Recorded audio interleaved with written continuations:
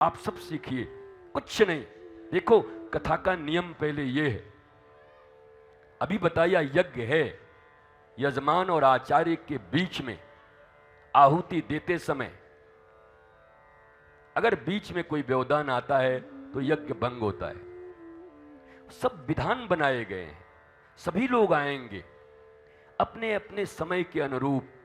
भगवान ने सबको काम दिए हैं अलग अलग क्षेत्र में, कोई राजनीतिक है, कोई अधिकारी है, कोई संत हैं, कोई सैनिक हैं।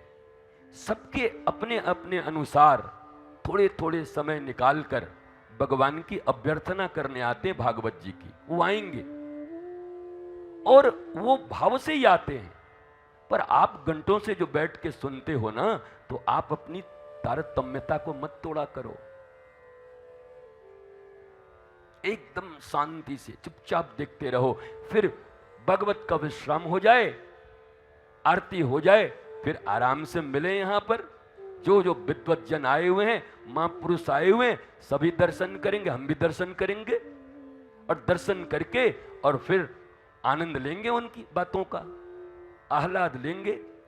बट ये यज्ञ का भंजन है और मैं बोलूंगा वही व्यासपीठ से जो सत्य है। ये भंजन नहीं होना चाहिए। एकदम ध्यान इधर रखो, सबका सम्मान, सबका आवागमन और सबको भगवान का आशीर्वाद है। सबकी वृद्धि हो, सबके परिवार में अभिवृद्धि हो, श्री आए, समृद्धि हो, लक्ष्मी युक्त हो, राधा रानी की कृपा मिले। बट आप मत डिटैच हो, डेविएट मत हो, इधर उधर मत देखो। ऐसे एक टक ऐसे करके गोपी कह रही है, कह रहे ब्रह्मा तू एकदम निरो मूर्ख है। अरे ब्रह्मा जी बोले हम सृष्टि करता है, हमको मूर्ख किसने कहा? बोले इतने मूर्ख हो आप, काई को? बोला ये पलक काई को बनाया?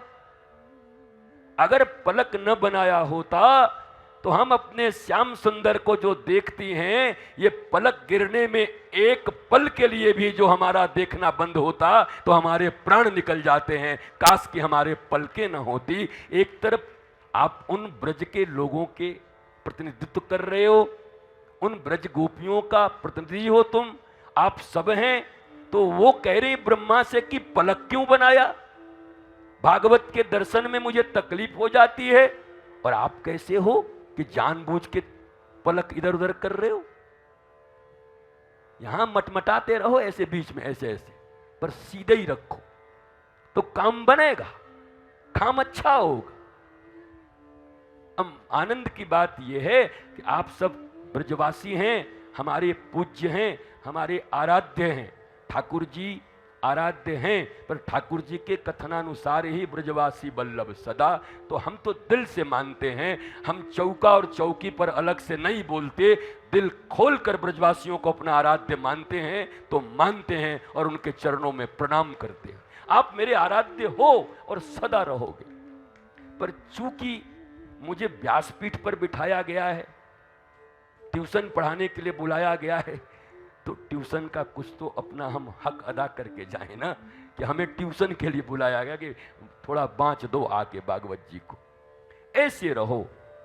मैं सच कहता हूं, दुनिया का कोई भी व्यक्ति आएगा, कितना भी महान, कितना भी बड़ा, अगर आपकी निष्ठा ऐसी हो भागवत जी की तरफ, तो भीतर से वो हिल तो जरूर जाएगा कि दुनिया में इतनी जगह गए पर बलदेव जैसे भगवान के भक्त कहीं नहीं देखे कि साहब हम आए भी लेकिन सब भागवत की तरफ देख रहे थे। ये ऊंचाई जरूरत है भक्ति के मार्ग में, ये ऊंचाई चाहिए। और मैं इस वृंदावन में बहुत समय से रहा हूं।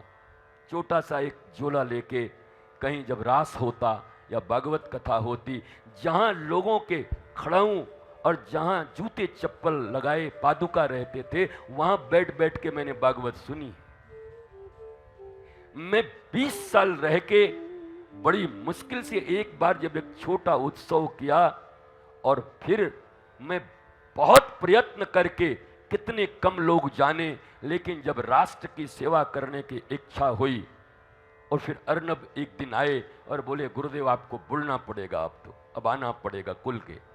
फिर मैं आया लोगों के बीच में, नहीं तो 19 साल तक ब्रज में गोपन तरीके से ऐसे एक बैग लेकर के लोगों के पादुकाओं पर बैठ के ऐसे भागवत सुना करता था। महात्माओं के, संतों के रास देखते थे महाराज।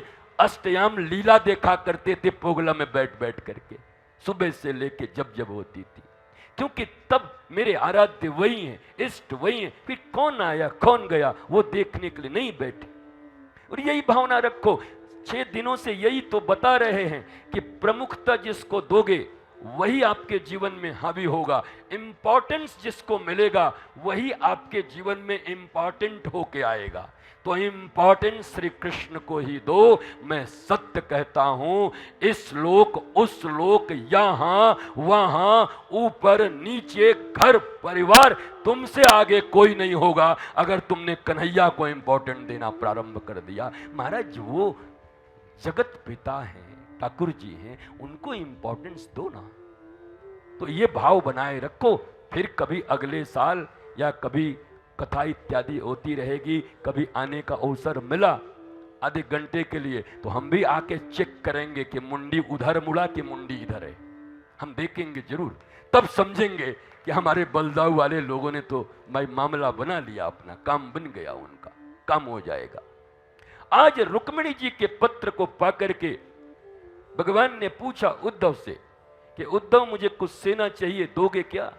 भगवान ने कहा ये कौन पूछ रहा है, मेरा मित्र पूछ रहा है या सैनिक की तरह पूछ रहे हो, सेनापति से पूछ रहे हो? अगर सेनापति से पूछ रहे हो तो राष्ट्र की संपत्ति है और राष्ट्र की संपत्ति को प्राइवेट कार्य में नहीं दिया जा सकता। इट्स योर प्राइवेट वर्क, प्रेम का मामला है, आपको सैनिक नहीं भलेगा।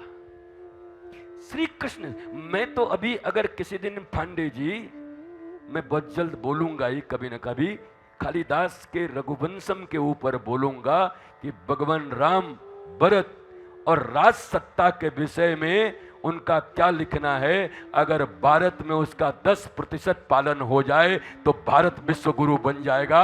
अगर केवल रघुवंशम के अनुसार राम की कथा कभी हो जाए तो।